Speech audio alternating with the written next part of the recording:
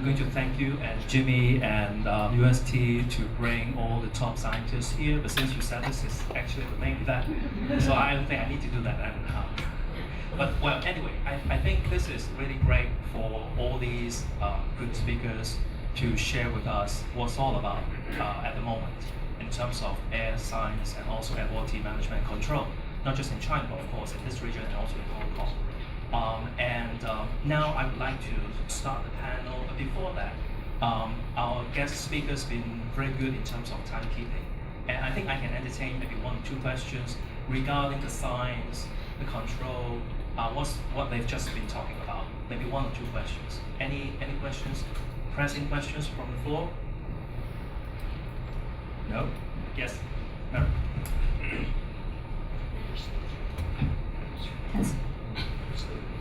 Dr. Watson, my question, and for others how it's operating, is the building up, you might say, of community-based monitoring networks or private measurement systems, and how them linked to the internet can also help with the science side of showing the data collection. It seemed what we were seeing still seemed to be like government or institution-based data collecting rather than public-based data collecting. So comments from any other panel on what's happening in that space. Yeah, that's a good point. And these microsensors, because they're less costly and more available, easier to use, have a lot of potential for that. You can already see it now with meteorological stations. Davis Instruments, for example, has a setup where you can set up a wind vane on your house, and then people can share this data and get it into the other place. There's also an Internet of the Environment program that's there. The question really becomes, though, is what's the quality of this information, because you don't have the institutionalized types of calibration and quality assurance on it.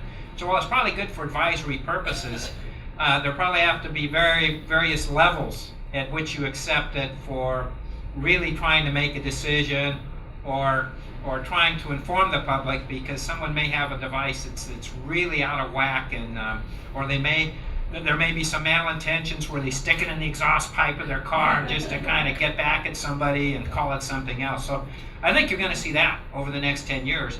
And more people are interested in this too.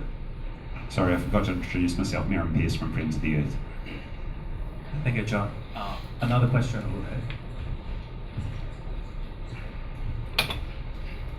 over Robert Gibson, City University. Can we talk about indoor air quality?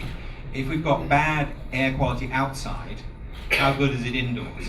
And for instance, the idea that, okay, it's going to take time to clean up outside, so what about doing something to, for instance, get the air quality inside schools better? So you have your microsensors in the schools, and you have systems in the air conditioning system to get it better. How much of that is happening?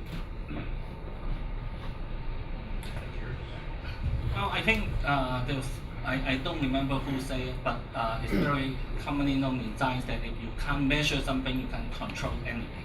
So I don't think there's enough measurement in schools and all that, but I believe there's EPD has done some preliminary work, and in terms of health effect of indoor air pollutants, I think the traditional indoor pollutants and the outdoor pollutants are different, but I think there's more and more effort to actually measure also the outdoor type of pollutant indoor.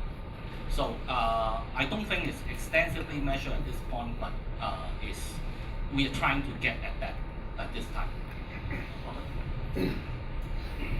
I think a few points that the Association for Indoor Environment Quality and Health in China has just released, or just releasing a report about the indoor air quality. And I think this put a strong emphasis on the relationship between indoor and outdoor air pollution. The penetrating of outdoor air pollution can be the indoor. And also it's a very important issue now because the air pollution, outdoor air pollution in China is so severe, people recommend stay at home, where it's so bad. So the concern now is if we cannot clean up the indoor air pollution, then run into another risk of health. So as Alex mentioned that, now I think it's time to emphasize to do more monitoring of indoor to make sure that the people escape from outdoor can run into a safe place. Paul, do you want to add? Okay, now I will take one last question because I saw a hand there before the panel. That gentleman in the brown jacket. Thank you. Wei Shin Chan from HSBC in my brown smoking jacket. The IARC, part of the WHO, classified outdoor air pollution as cancerous in September.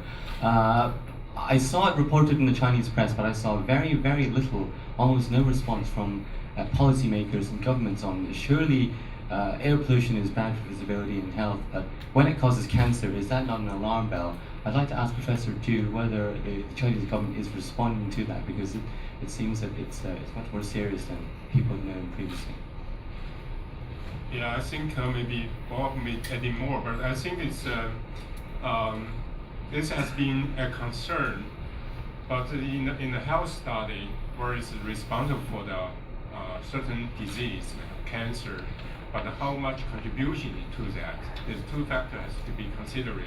So I think now the evidence strong enough to see that air pollution can cause cancer, but the ratio or risk ratio contributed by outdoor air pollution compared to other risk factors like smoking, it may be still smaller and maybe much smaller. So I think now it's a major focus on smoking, leading causing the cancer is more important one.